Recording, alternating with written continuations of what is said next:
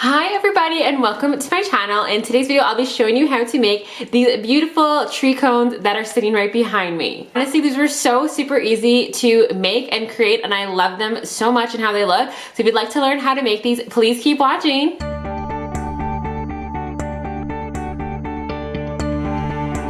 So step number one is to get some poster paper and you're going to make your cone with this material. So what you want to do is draw a semicircle on there towards the point of it to get that shape of the cone. So the best way to do this is to use a string attached to a piece of pencil and go ahead and outline a semicircle with that. And you want that string there to make sure that the length stays entirely the same.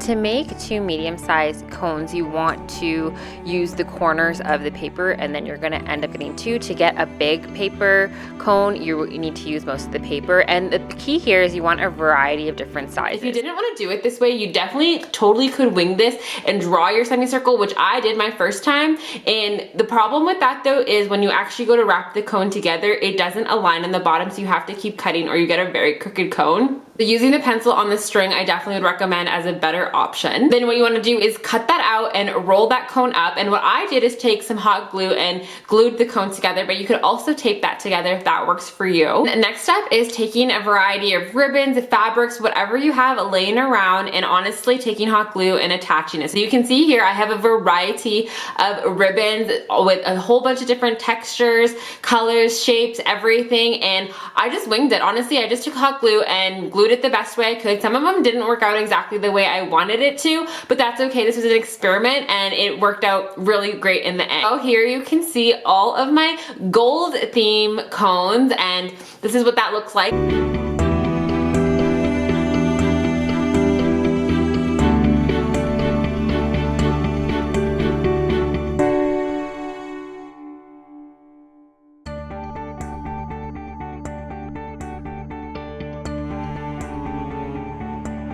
And then I ended up buying some red fuzzy ribbons. I wanted to see a red one because my theme this year was red and gold, super festive in my house right now with super traditional festive colors. So I made this red fuzzy one and added it to that. My one friend was like, oh, it's very Christian gray, ruining my Christmas theme here, okay? Because that was not the point of having my red fuzzy Christmas cone as a Christian gray type of thing, if you know what I mean. So yeah, but this is what it looks like with the red cone as well.